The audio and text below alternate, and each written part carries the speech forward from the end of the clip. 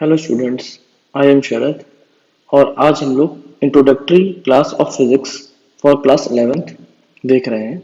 ठीक, जिसमें मैं आपको इम्पोर्टेंस बताऊंगा फिजिक्स सब्जेक्ट की क्लास 11th में।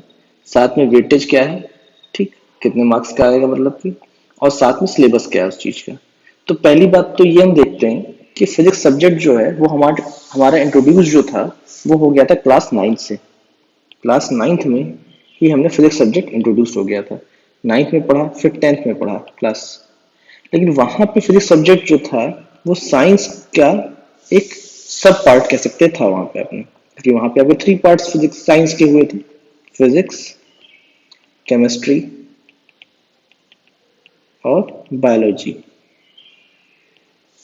ठीक है, जिसके में वेटेज जो था सब तीनों सब पार्ट्स का, फिजिक्स केमिस्ट्री एंड बायोलॉजी का, ऑलमोस्ट इक्वल था। कोई भी डिसिमिलर नहीं था कि ऑलमोस्ट इक्वल मार्क्स का ही आता था। ठीक है, थोड़ा सा कम ज्यादा था। तो इस कारण क्या था, फिजिक्स का जो वेटेज कह सकते हैं, वेटेज मतलब कि मार्क्स डिस्ट्रीब्यूशन पोर्शन जो था, या कितना सब्जेक्ट की इंपॉर्टेंस बढ़ भी जाती थी सिलेबस के, बोर्ड के एग्जाम के अंदर या कोई भी अदर एग्जाम्स के अंदर, जो कि 1/3 रहती थी हमेशा अकॉर्डिंग, और ई subject also, biology also, chemistry also.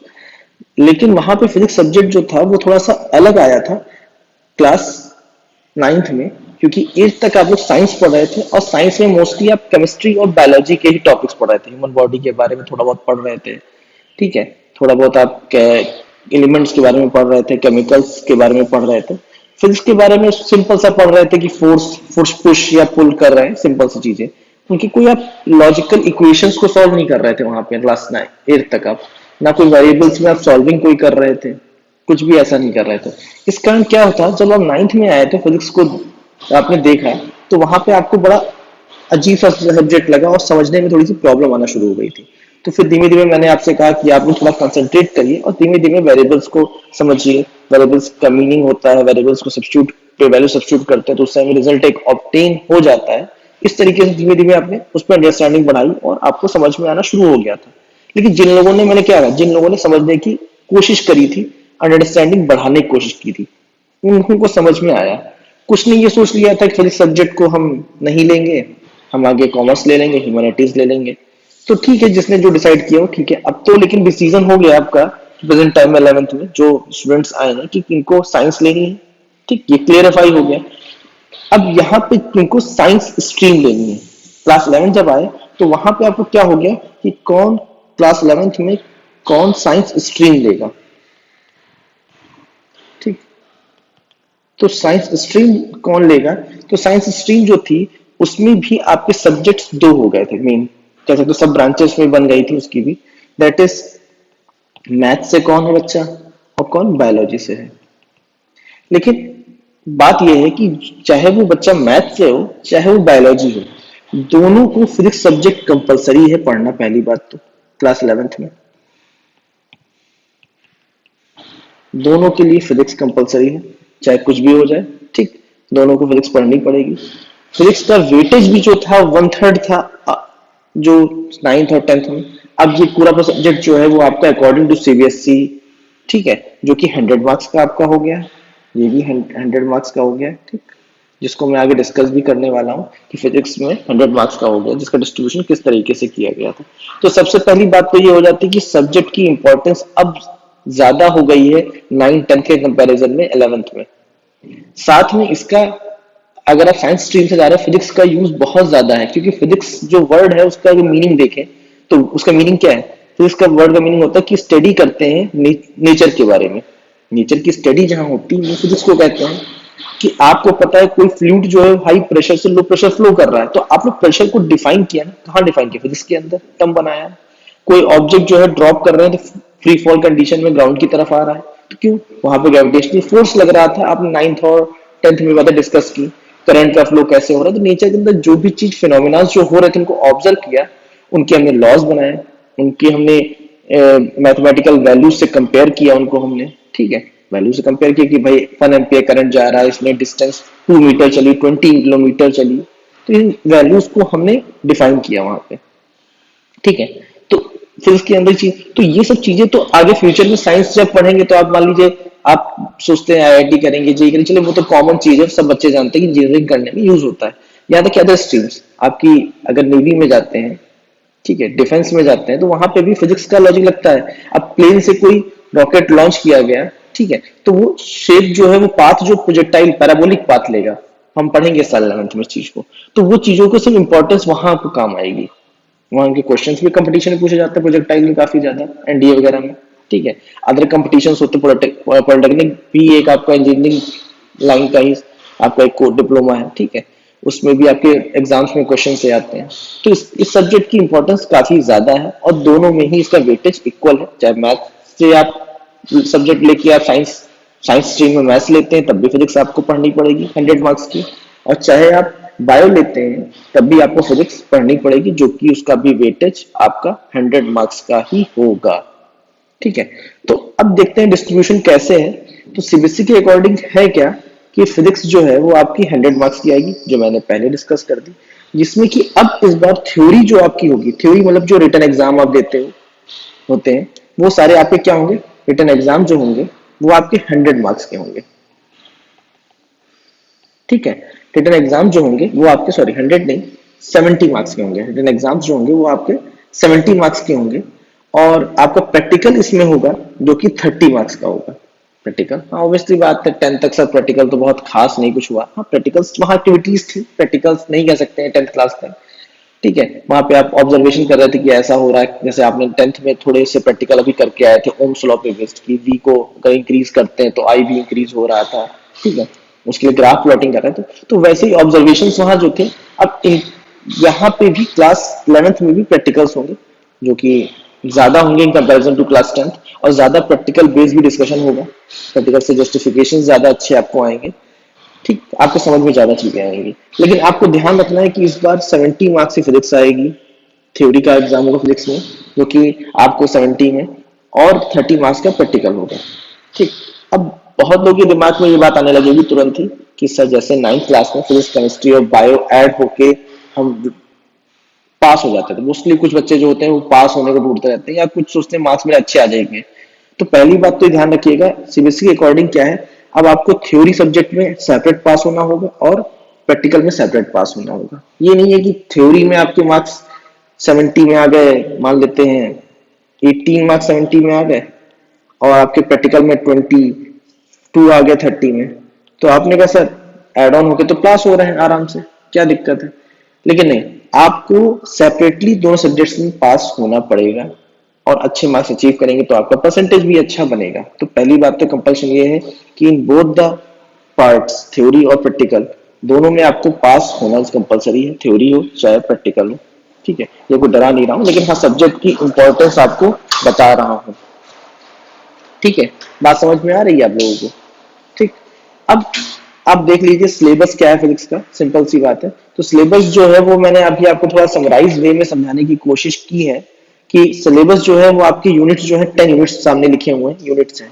अब यूनिट्स का मतलब 10 चैप्टर्स है, मतलब यूनिट्स का मतलब ये हुआ कि इन यूनिट्स के अंदर हो सकते हैं इनके सब पार्ट्स हो, सब चैप्टर्स हो, कुछ किसी में 2, किसी में 1, किसी में 3, उसके ऊपर डिपेंड करेगा।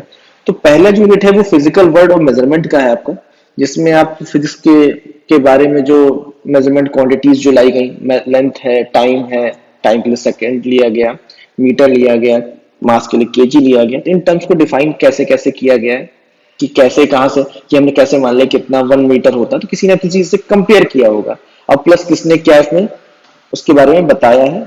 ये सब चीजें हम फिजिकल वर्ड चैप्टर में डिस्कस करेंगे, फिजिकल वर्ड और मेजरमेंट यूनिट के अंदर कह सकते हैं डिस्कस करेंगे, जिसमें पहला चैप्टर का नाम है आपका फिजिकल वर्ड, और दूसरे चैप्टर का नाम आपका है यूनिट्स एंड मेजरमेंट, तो उसका मेजरमेंट पोर्शन जिसमें आप डायमेंशंस भी पढ़ेंगे टॉपिक्स, ठीक।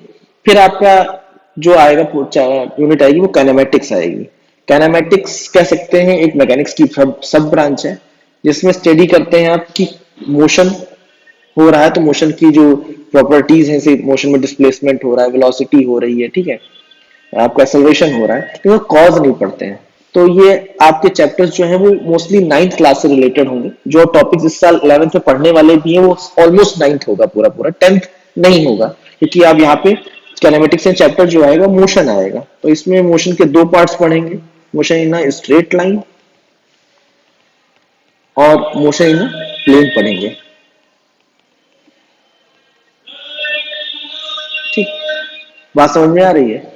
और फिर नेक्स्ट चैप्टर जो है वो आपका डायनामिक्स के अंदर आ जाता है। डायनामिक्स के अंदर लॉज ऑफ मोशन भी आपका आ जाता है, वर्क एनर्जी पावर भी आ जाता है, motion of system of particles and rigid bodies आ जाता है, ग्रेविटेशन भी आ जाता है। क्यों?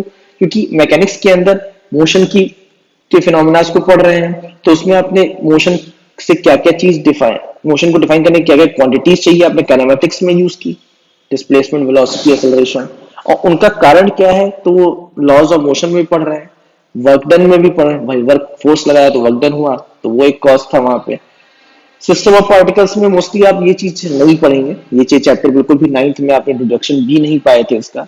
दैट इज, ये रोटेशनल मोशन के ऊपर बेस्ड है कि ऑब्जेक्ट जो मूव करते हैं, घूमते हैं अपने ही एक्सिस पे हैं या किसी ऑब्जेक्ट के अलाउंग घूम रहे हैं, ठीक है, तो उनमें एक टर्म पढ़ेंगे टॉर्क लगता है उनके अंदर। तो ये सब नई नए टर्म्स पढ़ेंगे, टॉर्क लगता है, मोमेंट ऑफ इनर्शिया निकालेंगे, ये सब चीजें हम पढ़ेंगे।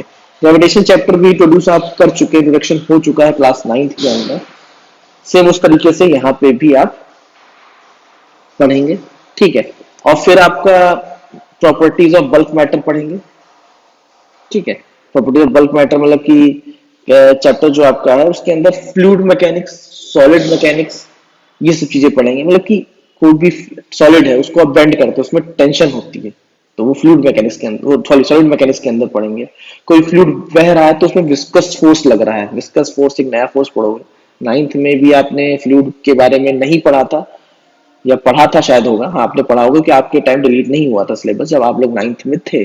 तो उसमें आपने पढ़ा होगा बायोंट फोर्स, कोई ऑब्जेक्ट पानी के अंदर जाता है उस पर बायंसी लगती है, ठीक है।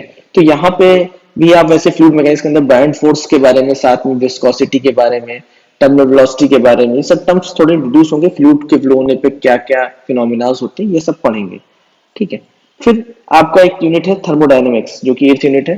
थर्मोडायनेमिक्स में आप थर्मल टेम्परेचर से रिलेटेड बातें पढ़ेंगे, जो कि केमिस्ट्री में भी पढ़ने को मिलेगा क्लास 11th में, और ऑलमोस्ट रिलेटेड होगा फिजिक्स के अंदर भी। तो थर्मोडायनेमिक्स पढ़ेंगे, उसमें फ्रिज जो आपका होता है, रेफ्रिजरेटर कैसे वर्क करता है, ठीक है, और आपका एसी कैसे वर्क करता है, ठीक है।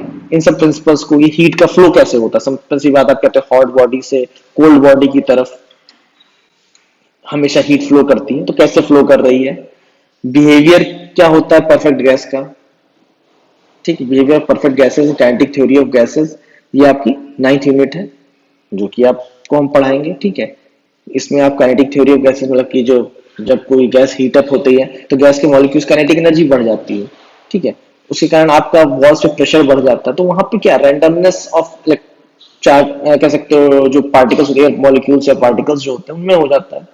तो उन पे कितनी वेलोसिटी गेन कर लेते हैं और कितना प्रेशर एक्सर्ट कर सकते हैं, उसको हम मैथमेटिकली इक्वेशन की हेल्प से हम ड्राइव करने की कोशिश करेंगे, और इस इक्वेशन की हेल्प से प्रूवन करेंगे उन बातों को।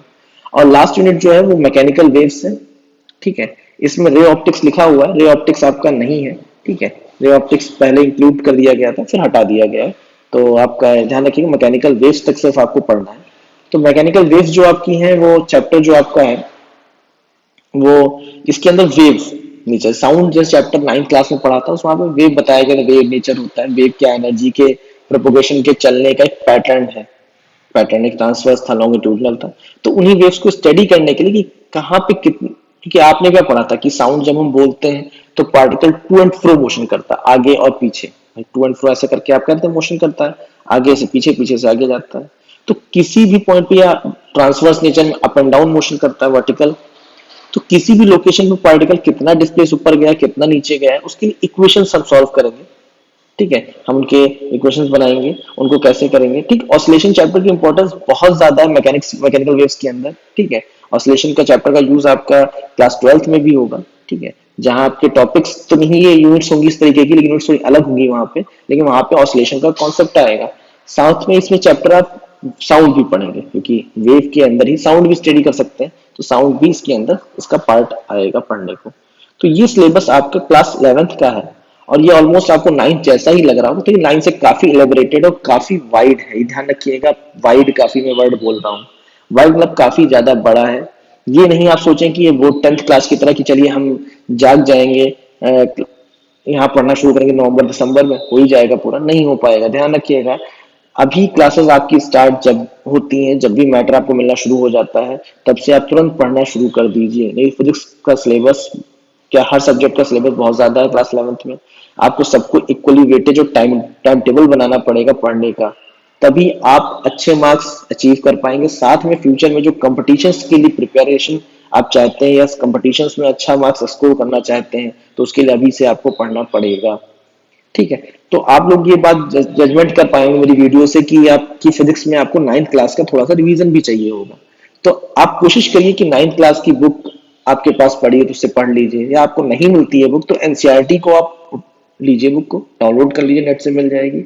और 9th क्लास के एनसीईआरटी में फिजिक्स को आपको जो चैप्टर्स थे उनको सारे के सारे रिवाइज कर डालिए, क्योंकि वो ऑलमोस्ट उनका पार्ट यूज होने वाला है, जिससे कि आपको लिंक मिलेगा कि हाँ हमने क्या पढ़ा था अब और उसके आगे क्या पढ़ने लगे हैं उसके बारे में ही।